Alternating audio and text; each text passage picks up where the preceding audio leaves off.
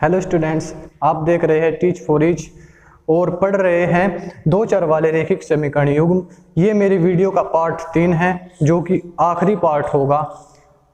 इसके बाद हम कुछ इम्पोर्टेंट क्वेश्चन करवाएंगे और जैसा कि आपको आज एक सवाल नजर आ रहा होगा, समीकरण दी हुई है दो, x minus y plus 1 equal to 0 और 2x प्लस और 3x प्लस 2y माइनस के 12 इक्वल टू 0। और इस सवाल पर आधारित 6 प्रश्न पूछे गए हैं, ठीक है, जो आपकी 6 एक्सरसाइज से मिलते जुलते होंगे। ठीक है, सबसे पहले क्या होगा कि ग्राफ खींचना है हमको, और एक प्रश्न ये है कि x अक्ष जो ग्राफ बनेगा उसके द्वारा x अक्ष और इन रेखाओं द्वारा, यानी किन रेखाओं द्वारा, एक इस रेखा और एक इस रेखा के द्वारा जो भी क्या एक त्रिभुज बनेगा, उसको क्या करना है, उसके निर्देशांक ज्ञात करने हैं और उसे छायांकित करना है। ठीक है, और पढ़ेंगे कि इसको कैसे हम संगत और असंगत की पहचान कराई जाएगी। और इसी के साथ हम आज सीखेंगे प्रतिस्थापन विधि, विलोपन विधि और वृज्ज गुणन विधि द्वारा समीकरणों का हल करना। तो चलते हैं। तो सबसे पहले क्या करते हैं, जैसे कि आपको मैंने पहली वीडियो में सिखाया भी था पार्ट 1 में, कि कैसे हम दी गई समीकरणों से हल निकालते हैं, यानी कुछ बिंदु निकालते हैं और उन बिंदुओं से हम ग्राफ खींचते हैं। तो चलते हैं। सबसे पहले क्या करेंगे, हम यहाँ एक समीकरण लेंगे, x minus y plus 1 equal to 0। यहाँ हम किसी भी एक चर के इक्वल टू ले जाते हैं, यानी किसी एक चर के इक्वल टू सारी चीजों को ले जाएंगे। यहाँ x इक्वल टू ले गए, इधर माइनस का है उधर चले जाएगा प्लस का y, और ये प्लस 1 है इधर चले जाएगा तो माइनस 1। ठीक है, अब यहाँ हमें क्या करना है, एक समीकरण लिख देनी है, समीकरण फर्स्ट भी बना सकते हैं। और इसके लिए क्या करेंगे हम, चूंकि हमें ग्राफ खींचना है तो एक बॉक्स बना लेंगे और कुछ बिंदुओं को यहाँ से हम निकालेंगे। तो ये क्या है, यहाँ पर x और यहाँ पर y। अब क्या करना है, यहाँ हमें कुछ वैल्यू रखनी है, y की कुछ वैल्यू लेंगे जिससे हमें क्या मिलेगा, x का मान मिलेगा। तो यहाँ सबसे पहले क्या लेट करते हैं, y की वैल्यू हमने 1 ले ली। तो जब हमने यहाँ y की वैल्यू 1 रखी तो ठीक है, रखते हैं x इक्वल टू y की जगह क्या प्लेस करना है, 1 माइनस 1, और 1 से 1 कैंसिल हो जाएगा, कितना आ जाएगा x की वैल्यू, यहाँ से x की वैल्यू बराबर आ जाएगी 0 के। तो x इक्वल टू कितना आ गया, 0। अब y की वैल्यू लेते हैं यहाँ पर 2। अब देखते हैं 2 से क्या होगा। तो जब हम यहाँ 2 रखेंगे तो 2 में से 1 जाएगा, कितना आ जाएगा, 1। अब y की वैल्यू रखते हैं 3 और देखते हैं क्या आएगा। अगर हम y की वैल्यू यहाँ से 3 ले गए तो x की वैल्यू कितनी आ जाएगी, 3 में से 1 जाएगा 2। तो ये हमने समीकरण फर्स्ट के लिए कुछ बिंदुओं को निकाल लिया है। इसी प्रकार समीकरण सेकंड या दूसरी दी गई समीकरण से भी कुछ बिंदुओं को निकालेंगे। तो देखते हैं क्या है समीकरण, 3x प्लस 2y माइनस के 12 इक्वल टू 0, समीकरण सेकंड। तो करना क्या है, यहाँ भी किसी एक चर के इक्वल टू सभी वैल्यू को निकालेंगे। क्या हो जाएगा, 3x इक्वल टू, जब ये इधर जाएगा तो क्या हो जाएगा, माइनस के 2y, क्योंकि इधर प्लस था, और माइनस के 12 जब इधर जाएगा तो प्लस के 12। अब क्या करना है, यहाँ जो x की मल्टीप्लाई में है 3, अगर मैं 3 को उधर ले जाऊंगा तो यहाँ मल्टीप्लाई में उधर कहीं में चले जाएगा, डिवाइड में। तो x इक्वल टू आ जाएगा माइनस के 2y प्लस के 12 अपॉन 3। अब करना क्या है, इस इक्वेशन के लिए अभी हम एक बॉक्स बना लेंगे और कुछ बिंदुओं को, जैसे कि ऊपर वाली इक्वेशन के लिए बनाए थे, और इन बिंदुओं से फिर क्या एक ग्राफ बनेगा। तो निकालते हैं इसके भी कुछ पॉइंट्स।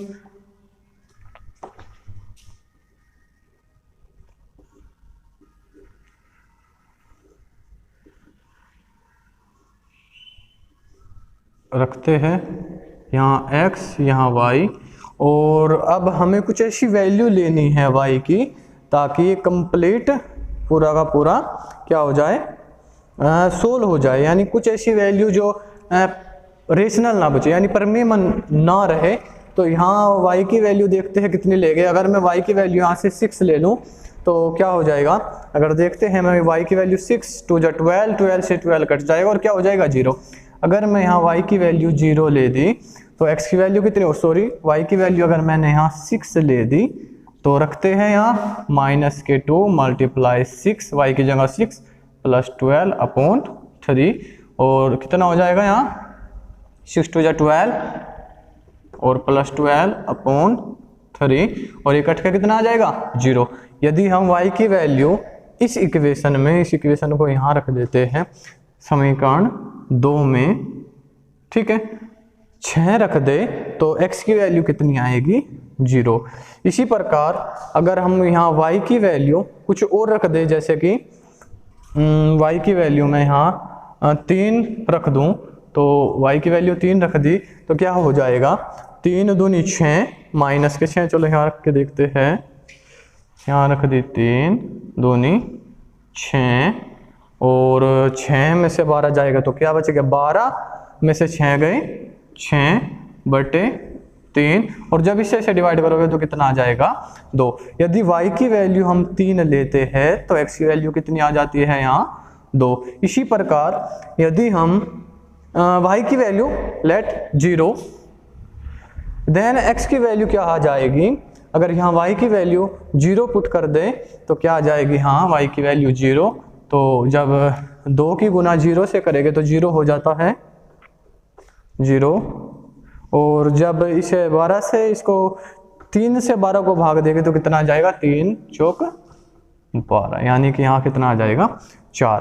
तो कुछ बिंदु हमने समीकरण 3x + 2y - 12 = 0 से निकाले और कुछ बिंदु हमने इससे निकाले। अब इन दोनों बिंदुओं से बनने वाले ग्राफ को हम खींचेंगे, ठीक है, तो खींचते हैं।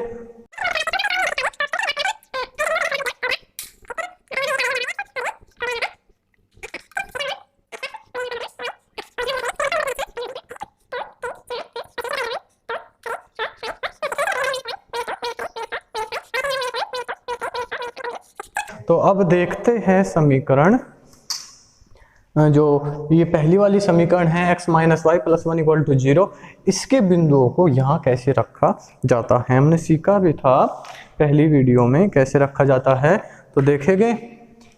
अब इससे मिलने वाले बिंदुओं को हमने क्या इधर रख लेता हूँ मैं, यहाँ होता है बिंदु, क्या बिंदु मिले हमें यहाँ 0 1, ठीक है, और क्या 1 2 1 2 और यहाँ 3 और 4, और इससे मिलने वाले बिंदु है 0 6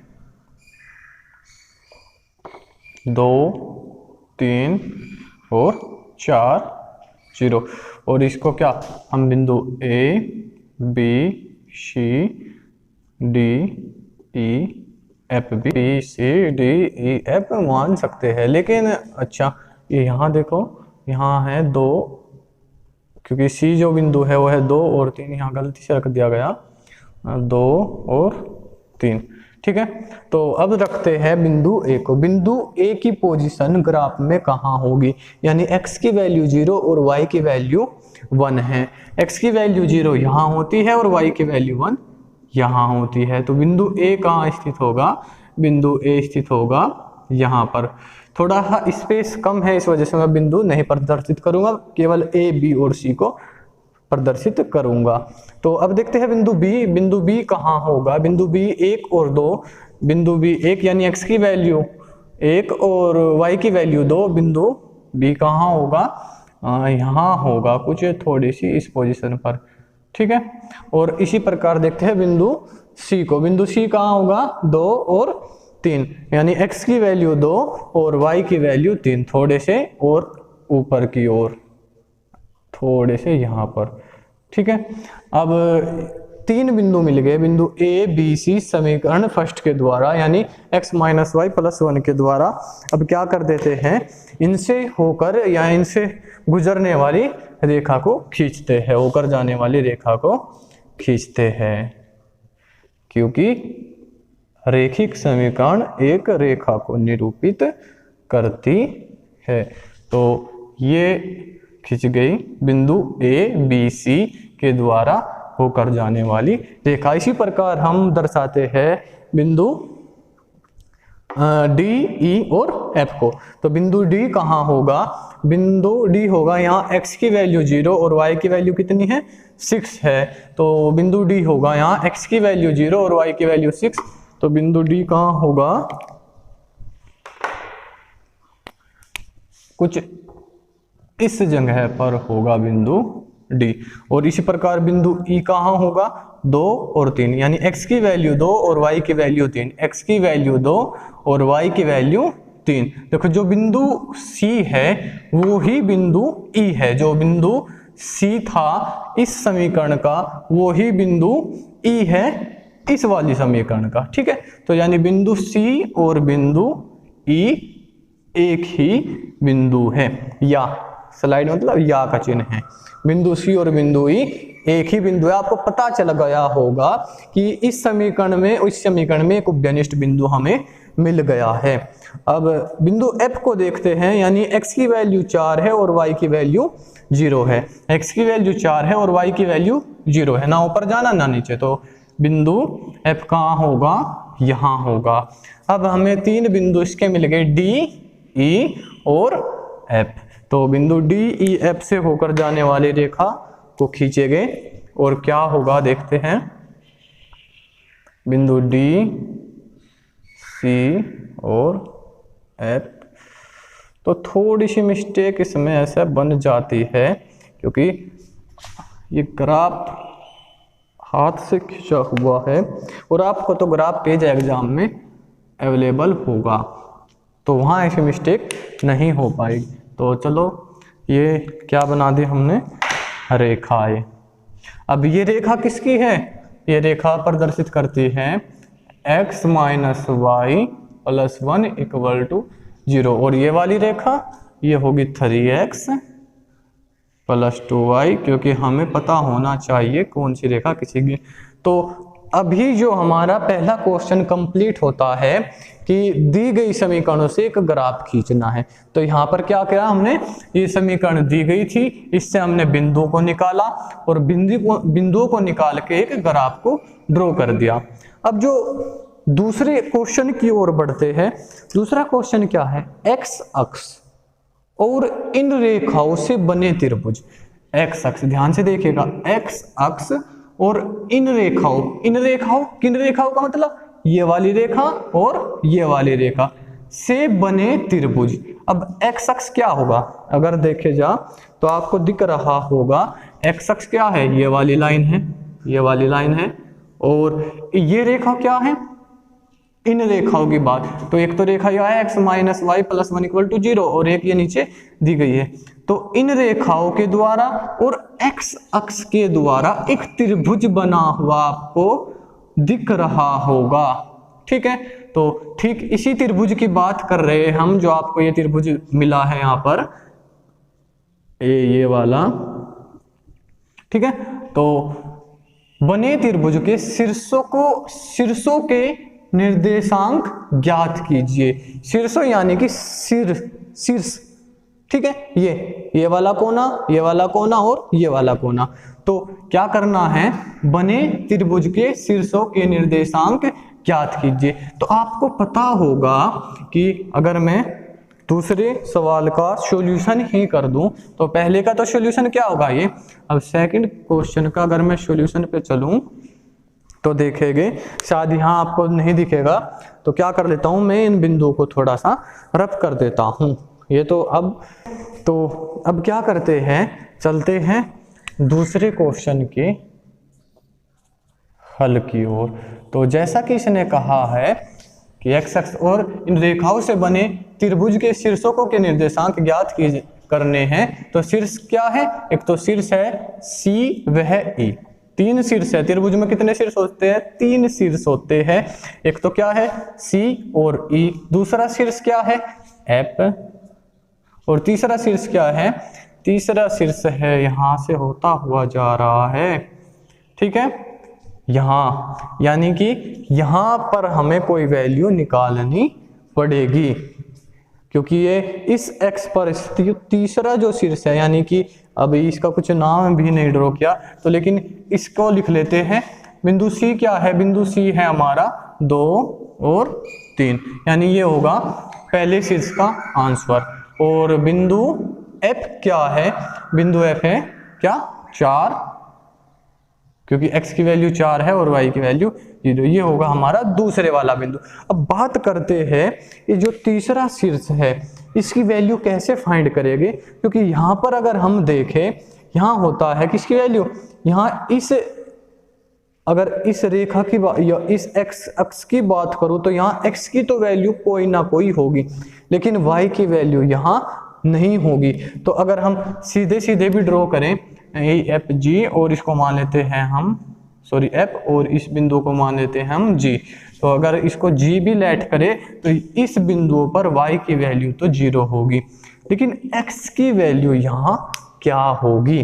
तो जैसे इस इक्वेशन में अगर हम चले, इस इक्वेशन में अगर मैं यहाँ x की वैल्यू समीकरण देखते हैं ये बिंदु जी निकलता कैसे है, तो एक बार इस इक्वेशन को ले लेता हूं,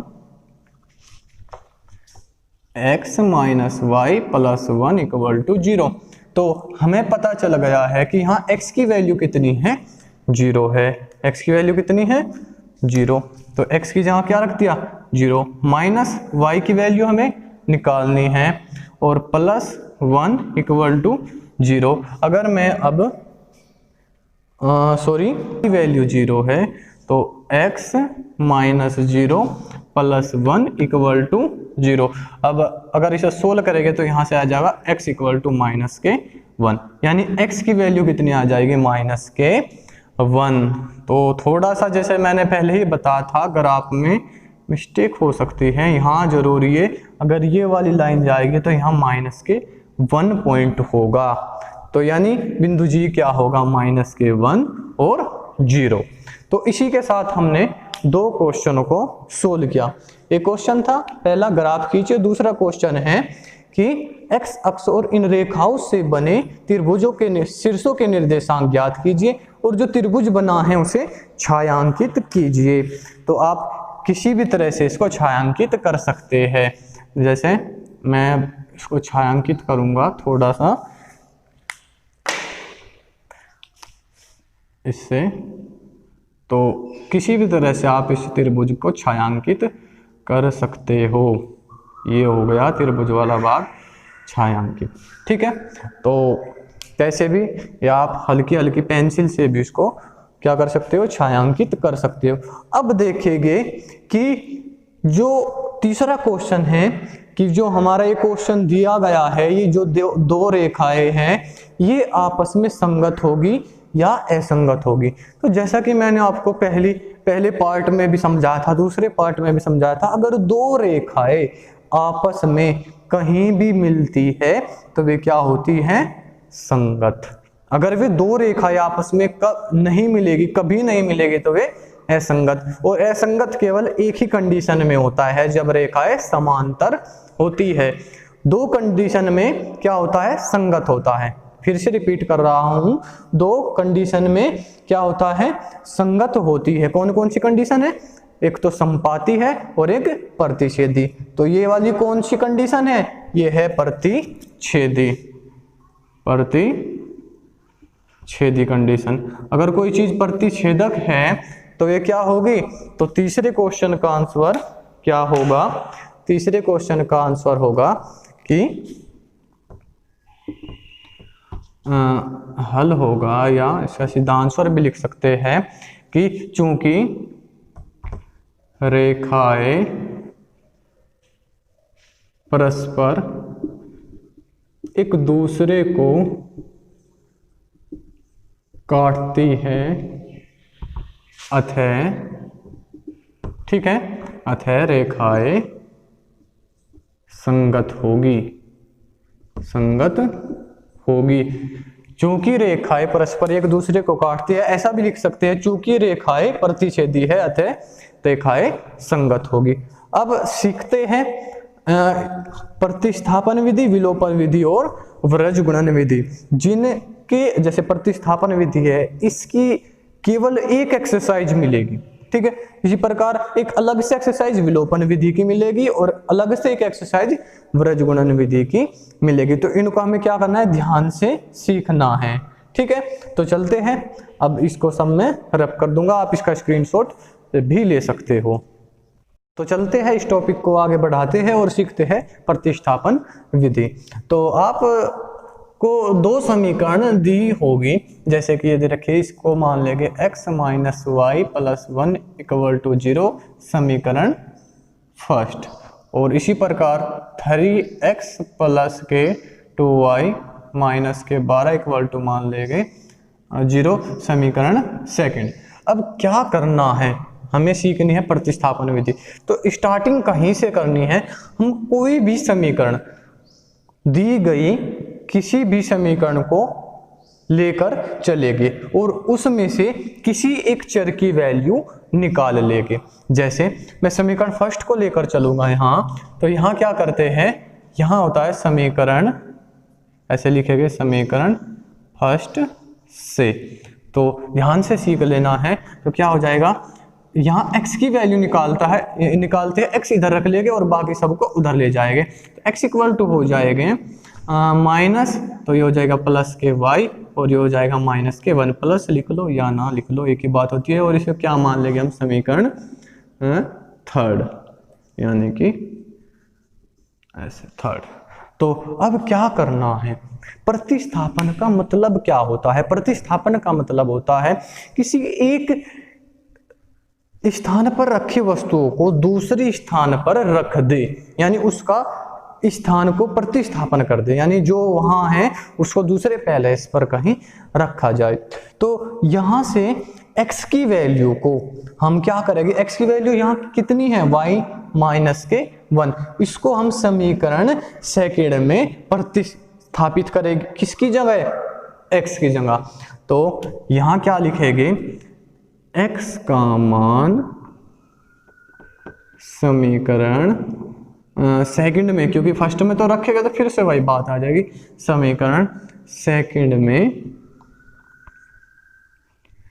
रखने पर, आप यहां लिख सकते हो प्रतिस्थापित करने पर। तो ठीक है, क्या करना है, हमें 3 स्टेप करने हैं, 3 चरण करने हैं। सबसे पहले तो क्या करना है हमें, देखो तीनों चरणों को लिख दूंगा। पहला चरण क्या करना है, सबसे पहले हमें किसी एक चर की वैल्यू निकाल देनी है। दूसरा चरण क्या है, दूसरा चरण है हमें उस x के मान को दूसरे वाली समीकरण, जैसे हमने ये ले दी तो इससे दूसरे वाली कौन सी हो जाएगी, अगर मैंने यह ले दी तो इससे दूसरे वाली क्या हो जाएगी, वाली। तो इससे अलग, यानी जो शेष बची समीकरण है उसमें प्रतिस्थापित यानी कि रख देना है। तो चलो रखते हैं। तो क्या होगा, यहाँ पर x का मान इसमें रखेंगे, तो यहाँ क्या आ जाएगा 3, और x की जगह क्या पहले इसका रखेंगे, x की जगह रखेंगे y माइनस के 1 और प्लस के 2y माइनस के 12 बराबर 0। अब यहाँ क्या करेंगे, ये जो 3 है इसकी मल्टीप्लाई अंदर करेंगे, जैसे करते हैं 3 के अंदर 3y माइनस के 3 प्लस के 2y माइनस के 12 बराबर 0। और अब देखते हैं, क्योंकि y वाले ऐड हो जाएंगे, तो 3 और 2 5y माइनस के 3 माइनस के जुड़ते हैं, तो माइनस के 3 माइनस के 12 माइनस के 15 इक्वल टू 0। अब इसे इधर ले जाते हैं, तो क्या हो जाएगा, ये यहाँ 5y इक्वल टू 15, और सोल्व करेंगे थोड़ा सा इसको, तो क्या आ जाएगा, y बराबर आ जाएगा 3। तो ठीक है, यहाँ हमने दूसरे चरण से y की वैल्यू निकाली। केवल प्रतिस्थापन विधि 3 चरणों में जाकर संपन्न होती है। तो तीसरे चरण पे हम बढ़ते हैं आगे। तो तीसरा चरण यहाँ से थोड़ी सी जगह बना लेते हैं और करते हैं। तो तीसरा चरण क्या है, यानी स्टेप भी कह सकते हो आप, मॉडर्न बच्चे हो, चरण स्टेप। तो y की वैल्यू को, y का मान फिर से समीकरण, यानी अब कहीं भी रख सकते हो, यहाँ रख दो यहाँ रख दो, यहाँ रख दो, जहां भी आपको अच्छा लगे वहां रख सकते हैं, क्योंकि यहाँ इजी हो जाएगा। तो क्या करते हैं तीसरे स्टेप में, y का मान समीकरण किसमें, थर्ड में रखने पर, तो यहां रख देते हैं। तो x इक्वल टू आ जाएगा, y की जगह कितना रख देना है, 3 - 1, यानी x इक्वल टू आ जाएगा। तो यहां से हमें क्या मिले, यहां से हमें x का और y का दो मान प्राप्त हुए। ठीक है, x और y के मान मिले। तो हमने सीखा अभी प्रतिस्थापन विधि को, जो कि 3 चरणों में जाकर संपन्न होती है। पहला चरण क्या था, पहले चरण में हमें क्या करना है, किसी एक चर के इक्वल टू राशि को निकालना है। दूसरे चरण में हमें वहां से x का मान, जो जिस चर का मान निकालेंगे उसको किसी दूसरी समीकरण में प्रतिस्थापित कर देना है। और तीसरे स्टेप में जो y का मान या फिर वहां से x का मान मिलेगा उसको किसी भी समीकरण में जाके रख देना है, किसी दूसरे चर का मान वहां से निकल जाएगा। तो चलते हैं अगली विधि की ओर, विलोपन विधि। तो अब हम सीखेंगे क्या, विलोपन विधि। तो विलोपन विधि में करना क्या है, इन इक्वेशन को कुछ इस तरह से लिख लेना है, जैसे x minus y equal to, ये 1 इधर है, इसको इधर रख लेंगे तो -1, इसे क्या कर देना है, इक्वेशन नंबर फर्स्ट। इसी प्रकार यहाँ से भी इसी तरह से करेंगे, और 3x प्लस के 2y इक्वल टू -12, उधर जाएगा तो प्लस के 12 हो जाएगा, समीकरण सेकंड। अब करना क्या है, विधि का नाम है विलोपन। विलोपन का मतलब होता है गायब, यानी विलुप्त कर देना। यहां हम क्या करेंगे, किसी एक चर को विलुप्त कर देंगे। जब एक चर हमारी दोनों इक्वेशन में से गायब हो जाएगा तो एक चर शेष रह जाएगा और उसका वहां से मान हमें आसानी से मिल जाएगा। ठीक है, तो क्या करना है, हमें किसी भी एक चर को दी गई समीकरण से विलुप्त करना है, यानी कि उसका विलोपन करना है। तो यहां देखिएगा हम, अगर यहां मैं इस समीकरण में 3 से मल्टीप्लाई कर दूं, ठीक है, 3 से गुना कर दूं, तो जब मैं इसमें 3 से गुना करूंगा तो क्या होगा, इसको अभी हटा लेते हैं। तो समीकरण की, या ऐसे लिखते हैं, समीकरण फर्स्ट में 3 से गुना करने पर, तो अब 3 की गुणा पूरे समीकरण में करेंगे। इससे क्या होगा कि यहाँ हो जाएगा 3x माइनस के 3y और बराबर माइनस के 3, इसकी गुना इसके साथ 3x, इसकी गुना इसके साथ 3y और इसकी गुना इसमें, तो माइनस के 3। इसे लिख देते हैं समीकरण थर्ड। और अब जो समीकरण सेकंड है उस पे काम करते हैं। समीकरण सेकंड क्या है, जो दी हुई है 3x प्लस के 2y इक्वल टू 12, समीकरण सेकंड। ऐसे कैसे, अब हुआ क्या है, यहाँ x के इस वाली समीकरण में x का मान 3x हो गया और यहाँ पहले से ही 3x था। अब अगर मैं इन दोनों समीकरण को घटाऊंगा तो यहाँ क्या होगा, समीकरण थर्ड में से समीकरण सेकंड घटाने पर, तो घटाने पर होगा क्या, इन सब के ऐसे चिन्ह बदल जाते हैं। जब हम यहाँ घटाने पर लिखते हैं तो जो नीचे दी गई समीकरण है उसके चिन्ह बदल जाते हैं। तो यहाँ क्या हो जाएगा, प्लस है तो माइनस, यहाँ क्या है, प्लस है तो इसके आगे क्या हो जाएगा, माइनस। अब क्या करेंगे, जब हम इसमें से ऐसा घटाओगे तो इससे ये कैंसिल हो जाएगा, और जब माइनस के 3 और यहाँ क्या होगा, अब माइनस के 2, तो दोनों क्या हो जाएगा, जुड़ जाएगा। कितना आ जाएगा, माइनस के 5y। और जब इन दोनों को भी, क्योंकि ये दोनों माइनस के है तो ऐड हो जाएगा, और ऐड होके भी कहीं क्या आएगा, माइनस के, तो माइनस के 3 और माइनस के 12, तो कितने हो जाएगा, माइनस के 15। और अब क्या करना है, यहाँ से वैल्यू निकल जाएगी बहुत आसानी से, y इक्वल टू, क्योंकि माइनस से माइनस कैंसिल हो जाएगा, और y इक्वल टू कितनी आ जाएगी, वैल्यू 3। तो क्या किया हमने, किसी एक इक्वेशन में किसी एक चर के मान को बराबर कर लिया और उन्हें आपस में घटा दिया। ठीक है, अब घटाने से हुआ क्या कि यहाँ से हमारा एक चर विलुप्त हो गया, एक चर यानी कि x यहाँ से विलुप्त हो गया और मान किसका रहेगा यहाँ अब y, और यहाँ से y का मान इजीली हमने फाइंड कर लिया। इसी तरह से अब y की वैल्यू हमें यहाँ से कितनी मिल गई 3। अब क्या करना है, अब हमें फाइंड करनी है x की वैल्यू, क्योंकि हमें विलोपन विधि से ही करना है। तो हम ऐसा नहीं करेंगे कि y की वैल्यू समीकरण फर्स्ट में रख देंगे, क्योंकि वह हो जाएगी वहां पर प्रतिस्थापन विधि। तो इसके लिए हमें करना क्या है, अब की बार हमने x की वैल्यू को सेम किया, अब की बार क्या करना है, पिछली बार हमने x की वैल्यू को बराबर किया था, अब की बार हम y की वैल्यू को बराबर करेंगे और आपस में क्या कर देंगे, घटाने पर लिख देंगे, या अगर दोनों चिन्ह अलग अलग है तो जोड़ने पर, अगर एक जैसे चिन्ह है तो घटाने पर। तो करते हैं। तो यहां से y की वैल्यू कितनी मिल गई 3, इसको रब कर देता हूं। तो y की वैल्यू यहां से मिल गई 3, इसको थोड़े से साइड में लिख देंगे, यानी y इक्वल टू 3। अब क्या करना है, अब फिर से समीकरण फर्स्ट में मैं 2 से मल्टीप्लाई कर दूंगा, तो समीकरण फर्स्ट में 2 से गुना करने पर तो क्या हो जाएगा यहाँ पर 2x माइनस के 2y बराबर माइनस के 2। यह समीकरण कितनी आ जाएगी, क्योंकि थर्ड इक्वेशन हम पहले से ही बना चुके हैं, और अब आ जाएगी इक्वेशन नंबर 4। तो सेकंड समीकरण तो जो की तू रख देनी है, 3x प्लस के 2y इक्वल टू 12 समीकरण सेकंड। अब क्या करेंगे, क्योंकि मैंने कहा था कि अगर चिन्ह अलग अलग है तो वहां क्या करते हैं, वहां लिखते हैं हम जोड़ने पर। अगर यहाँ चिन्ह एक जैसे होते हैं, यहाँ भी माइनस और यहाँ भी माइनस, तो हम क्या कर देते हैं, घटाने पर।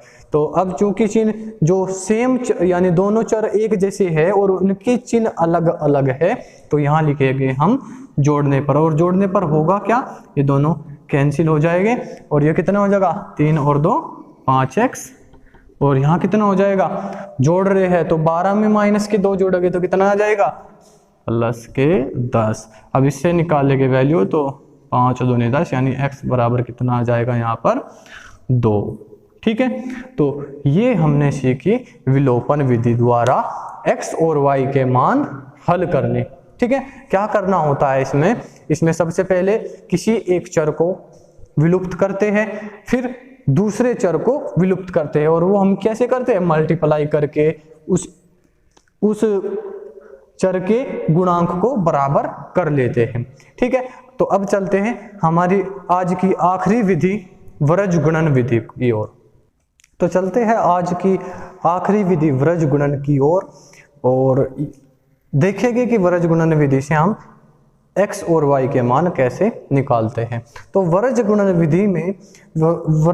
विधि से क्वेश्चनों को हल करने के लिए सबसे पहले हमें व्यापक रूप का पता होना चाहिए। जैसे कि मैंने पहले ही दूसरी वीडियो में आपको बता दिया था कि व्यापक रूप से व्यापक रूप में कैसे मान निकलते हैं और व्यापक रूप होता क्या है। तो जैसे देखेंगे, समीकरण फर्स्ट को लिख देते हैं x minus y plus 1 equal to 0, ये समीकरण फर्स्ट है। और समीकरण सेकंड को क्या लिख देते हैं 3x प्लस के 2y माइनस के 12 इक्वल टू 0, समीकरण सेकंड। अब यहाँ से अगर हम व्यापक रूप की तुलना करें तो व्यापक रूप होता क्या था, इसके लिए समीकरण फर्स्ट के लिए a1x plus b1y plus c1 equal to 0। यहाँ क्या हो जाएगा a2x प्लस b2y प्लस के c2 इक्वल टू 0। अब हम व्यापक रूप से अगर इसकी तुलना करेंगे तो यहाँ से a1 की वैल्यू आ जाएगी कितनी 1, और b1 की वैल्यू माइनस के 1 और c1 की वैल्यू प्लस के 1। ये मैंने सिखा दिया था कि कैसे इसकी वैल्यू को तुलना करते हैं। तो जैसे इसकी में यहाँ क्या आ जाएगी इस इक्वेशन में, a2 की वैल्यू 3, b2 की वैल्यू 2 और c2 की वैल्यू यहाँ आ जाएगी क्या माइनस के 12। ठीक है, माइनस के 12। ठीक है, तो चलते हैं। अब इसके लिए हमने यहाँ से क्या किया, व्यापक रूप से तुलना करके a1 b1 C1 और A2 B2 और C2 की वैल्यू यहाँ से निकाल ली। अब हमको व्रज गुणन विधि के लिए एक सूत्र को याद रखना पड़ेगा। वो अक्सर इजी नहीं होता है ज़्यादातर, लेकिन उसको चलो आज इजी बना देते हैं। बहुत ही सिंपल है याद करना, थोड़ा दिखने में अजीब सा लगता है, इतना भी अजीब नहीं है। तो क्या करेंगे, ये एक ट्रिक भी रख सकते हो आप मेरी तरफ से।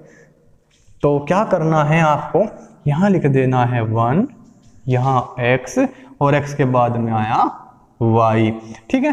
अब इसके सब के अपोन लिख लेते हैं।